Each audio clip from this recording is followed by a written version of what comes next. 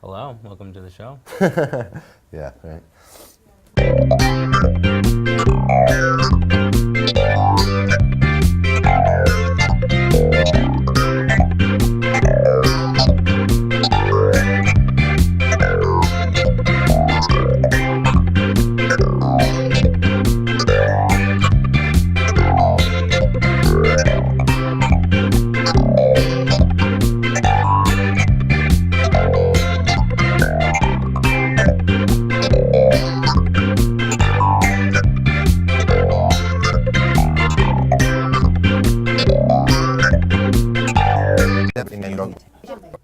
Hi, and welcome back to another episode of That's That. The show where we talk about what's going on with our friends. And what's going on around Northern California. Hi, Jesse. Hey, Jeff. How are you? Doing good, just glad to be back in the studio. You? Yeah, I'm happy to be here on another Friday night, TGIF. Oh, like Family Matters, Step by Step? No, I'm talking about BCAC's spring lineup. Cosmic Kev's astrology show, Big Ben's movie show, and of course, us. Yeah, it's changed the shape of my weekends, and that's for sure. So, have you heard anything interesting in the news, my man? Constantly. Pick a subject. Robots. Well, you know the Google car, right? Yeah? Well, testing being done on the public streets of Silicon Valley resulted in a little bit of an accident. Yeah, I heard they hit a public bus. Yeah, no real damage was done, but the Google car's internal computer was the one who filed the accident report saying, an obstruction in the road caused the self-driving car to drive over the median towards an oncoming vehicle, a local public bus. The report stated the car traveling at 5 miles per hour and the bus at 15, with no injuries of any passengers on the bus or by the operator of the Google vehicle. Interesting. I feel like the operator of the Google vehicle would just be a computer. Nope, they keep someone on board. Oh, well, you may have heard about this. The U.S. government is trying to force Apple Computer to hinder its encryption process to aid them in their investigations on some high-profile cases. Yeah, I totally did. I respect the first move of Apple by sending an open letter to the public about the choice the government is trying to force them into. Yeah, if they created a back door, then the entire security is gone. Luckily, a Brooklyn, New York judge denied the government's request for the search of a drug dealer's phone. Yeah, but it was just last month that a San Bernardino judge ruling in favor of the opposite, unlocking a phone used by a suspect in a little more extreme because it was a terrorist attack, but... all the same, I don't really... I hope it doesn't come to fruition. You know, I just hope that future cases can be carried on with the Brooklyn ruling rather than San Bernardino, because Agreed, yeah. they're really using outdated laws to manipulate the internet trade. Totally. On to less scary news, huh? Absolutely. While valley rain levels are below normal, snowpack in general is above average. The warming trend in general is, well... Maybe just going to melt it all? Yeah. Well, that's not good news in general, but it's even worse news for the salmon. Pacific Coast counts of adult salmon are around 50% of what was expected this year. This is scary not only for salmon, but for all recreational fishermen and women who will not only pay more for their salmon stamps and have smaller catch limits, but will more than likely restrict the season length and available tributaries. So, we all know there are homeless population problems, but when you think about who has the biggest problem with the homeless, you guessed it, it's the homeless. Yeah, I hear that. Can't say that I do enough to help out, but I'm always trying. Well, sometimes just knowing you have a spot to set up a tent or a bedroll is a lot. The territorial nature can be quite extreme.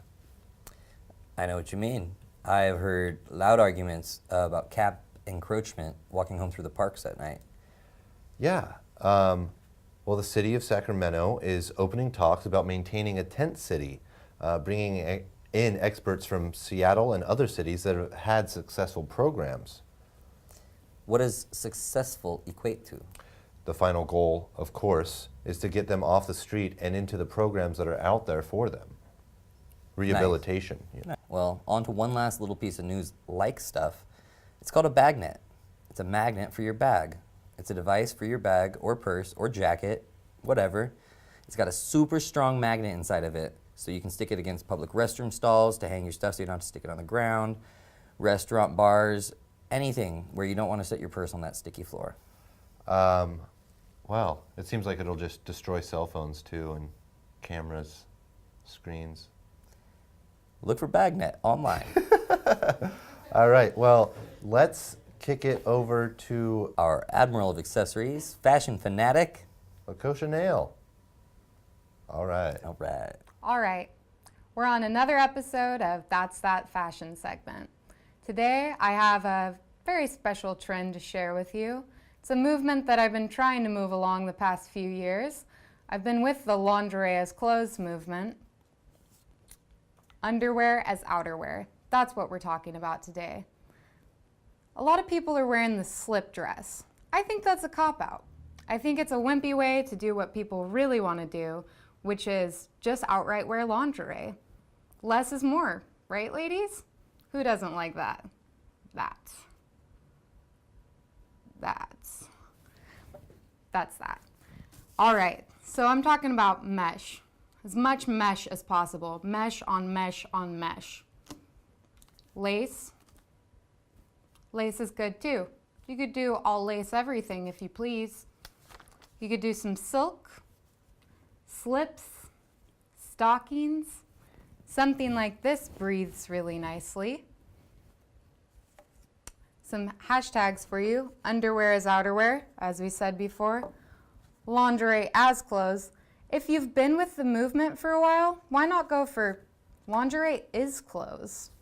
Come on. And naked as a wannabe, because I was born naked, right? So if you want to wear a sports bra, just do it. It's comfortable and cool in more ways than one. And if you're scared, layer up. Start slow. Start with something like this that breathes. Take it down a notch or up a notch, whatever you please. Don't be afraid of your armpit hair or your muffin top or whatever you got going on, because body shaming is over, because it's 2016 and we're in the future now, so get over it. So why not wear a leotard in public? Or, like I said, a metallic sports bra. Do what you want. Lingerie is clothes. And that's that. Well, outerwear is underwear, and underwear is outerwear, so do what you will. Yeah. Around Chico in the summertime, it seems that underwear is outerwear most of the time. It's the only wear. Well, let's kick it over to our local weatherman to see what the forecast is looking like this upcoming week, huh? Yeah, our manly meteorologist. Yeah. All right, check it out. Hey guys, Weather Daddy here, and it's my birthday. Happy birthday! I'm just kidding. April Fools. It's not my birthday. I got you, fool. You're such an idiot. Just stupid idiot. I got you. I guess you did. Yeah, you're a stupid idiot. Anywho, Skirdoos, do you even know why we goof people on April Fool's Day? Why? It's because of Christians. Could you elaborate on that at all? According to Bing.com, it's because of Jesus and some guy named Gregory who invented the Gregory calendar. I'm pretty sure he's related to my coworker Greg because he's kind of an idiot. He smells like soup. He never knows what day of the week it is. He also puts recyclable items in non-recyclable bin. Sort of guy is stupid. That doesn't seem right. Oh no, it's true. He does that all the time.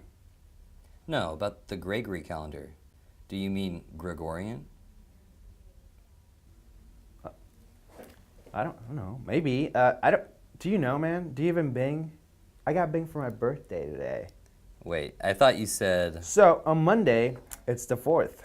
Only 16 days until 420 or Hitler's birthday. Hey. So whether you're loser or loser, either way, it's between paychecks. Tuesday will be about the same for you losers. But if you're not a bigot, please go out and enjoy your day. Wednesday,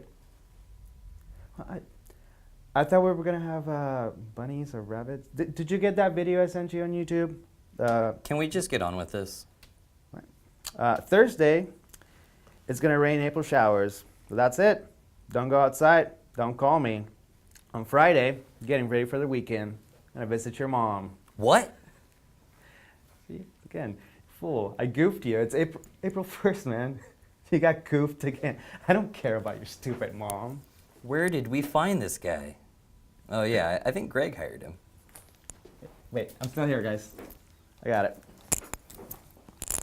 Well, let's wrap it up, Weather Daddy. Okay. Another thing they used to do is to show who are the April Fools is they would draw a picture of a fish and stick it to the fool's back. Then all day long, they would yell, "April fish," at anyone with a paper fish on their back. I would hate to be one of those suckers. Will somebody get him out of here? We need to get to the next scene. Can I just hang out for a little bit longer, guys? Really like hanging out here. Man, if it's not one thing, it's another. All right, well, Come on, guys. Oh, are we leaving? Come on, kitty cat. Okay.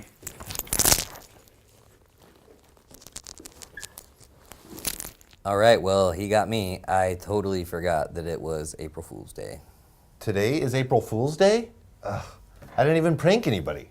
Hey, the day's not over yet. I guess. Wait, or is it? Yeah, well, Depends on when you guys are watching this, eh? totally. Well, let's send it off to our sports correspondent and our favorite segment, How to Score. I'm always looking to score.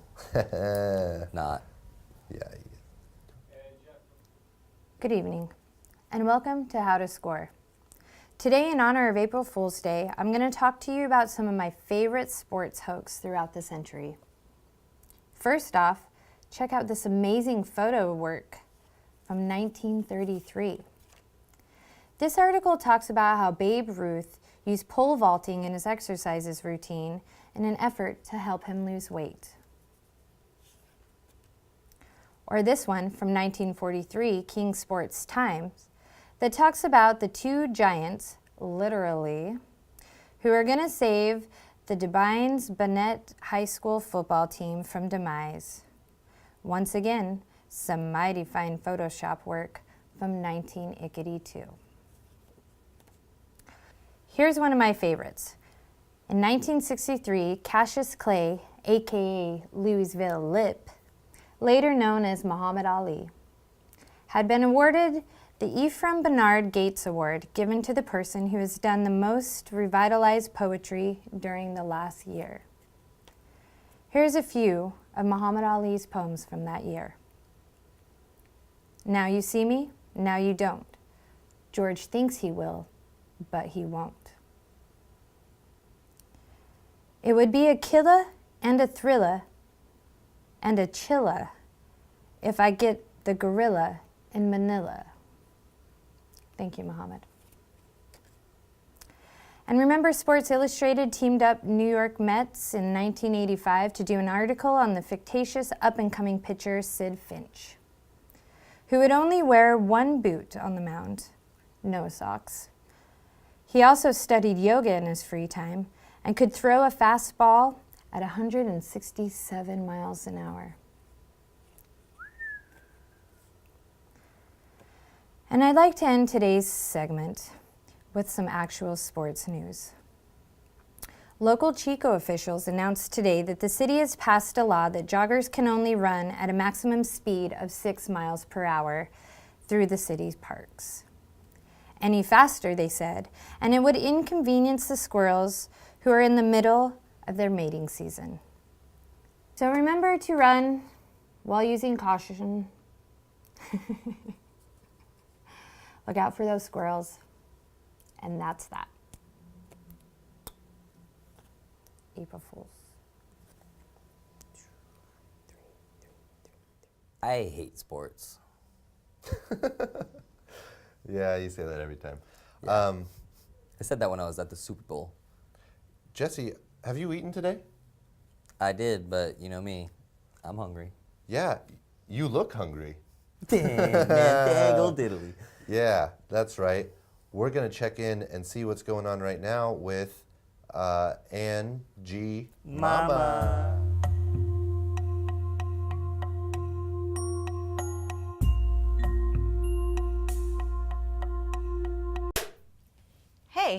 you look hungry. Today on Angie Mama, we're gonna make a salad. I have with me local salad lover and 8th grader Ezekiel Taylor. You wanna say hi? Hi. And he's gonna help me make a salad. First, you want some arugula, some candied pecans, goat's cheese, beets, and bacon. So you take the arugula, you put it in a bowl. Zeke's just gonna get on to chopping those beets. You get your pecans.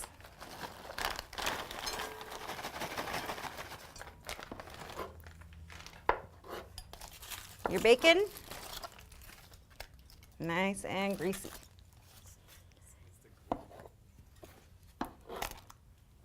Your goat's cheese. You want to throw those beets on here, buddy? Mm-hmm.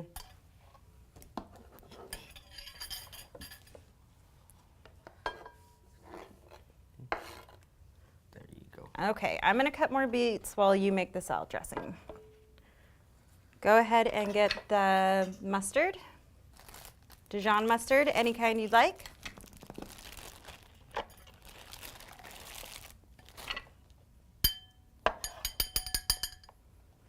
And then olive oil. Go ahead and put about half a cup, or a quarter of a cup. Yeah, that's good, that's good. All right. And then put in your balsamic vinegar.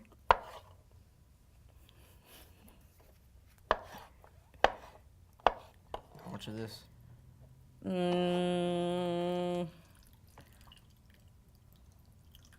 Good. Now mix it all up.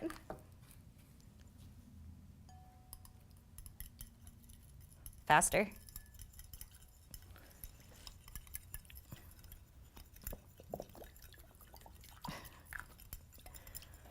All right, buddy. Now we put that on top of the salad. And you want to go ahead and toss it all together? Sure.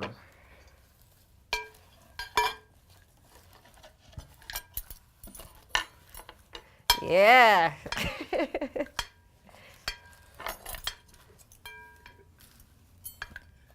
All right, are you ready to try your salad? Sure.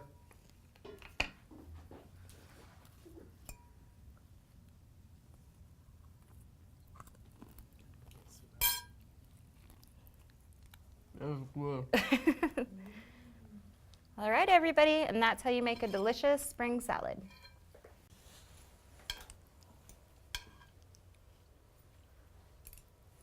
You hold it? All of it? Yeah. I'm just gonna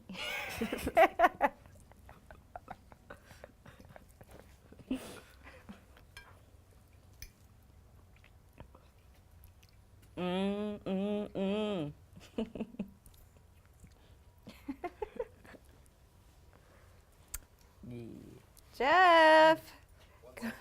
Okay. Came prepared.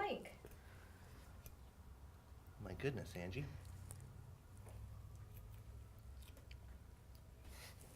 That's right. Delectable. Nice, clean eating. Bacon, It was plump cheese. with bacon, yeah. It's all mine.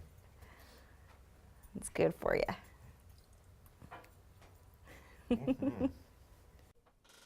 Yo, Randall, what should we put here? We have that Serenity News segment, right? Yeah, should we throw that in? Let's do it. All right.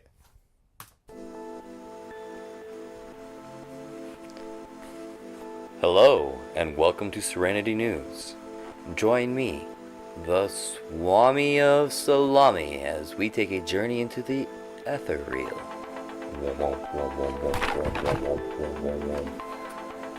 We're speaking of music today. Music of man.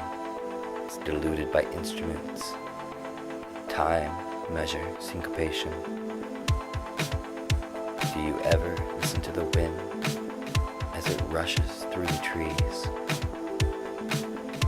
Do you ever listen to the water as it flows across its rocks? Wind blowing, creating a hum and harmony. Do you think you can grasp such a subtle, beautiful noise? Can you isolate a single note? I think not. It is just a passing grain in the endless sand of the hourglass. Let me show you. Let me show you how. When you think about natural rhythm, I want you to think about the earth. We're circling, spatial in time, rotating in infinite speeds across the galaxy, expanding. But those noises, the water, flowing as all we do down the road to death, flowing as we all do, trying to think, wondering, where does it end? So take a moment in time and listen to the wind, the trees, and all the subtleties of the world. We would like you to join again for another edition of mental meditation that we like to call Serenity News. Ba-da, da-da-da. Boom.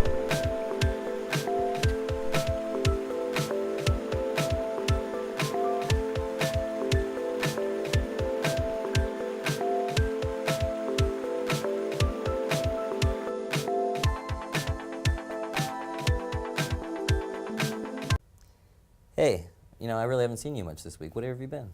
Well, I sat down with a friend and we talked about some stuff. Check it out. Interesting.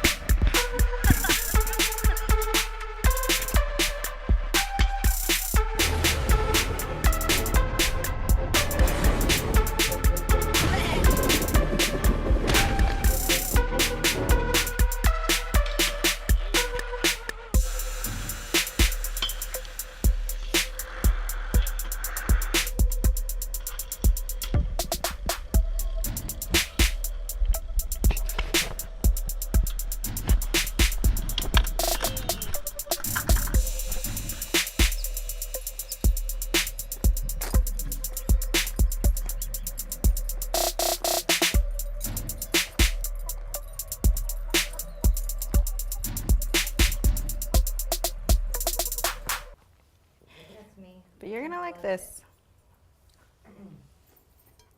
Should we add more beets in there? No, you guys are great. Or bacon? I do love some beets. Get in between the two, Jeff. I brought my own fork.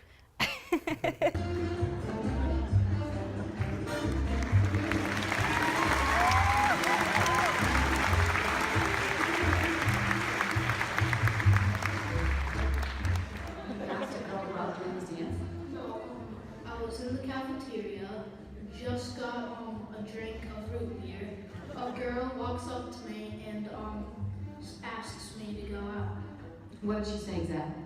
She said, "Chris, will you go out with me?"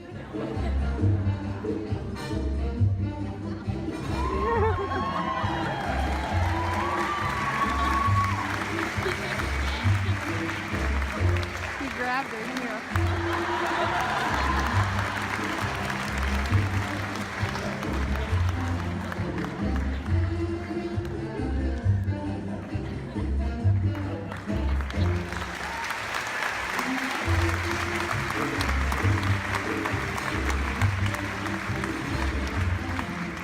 Christmas Dance is like a preseason exhibition game, right? Everybody knows these 7th and 8th grade romances. Usually they don't last. It's a really happy relationship. Nothing really happens.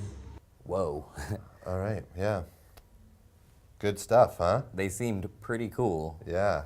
Well, you know what? You're pretty cool. You're so cool by Hans Zimmer.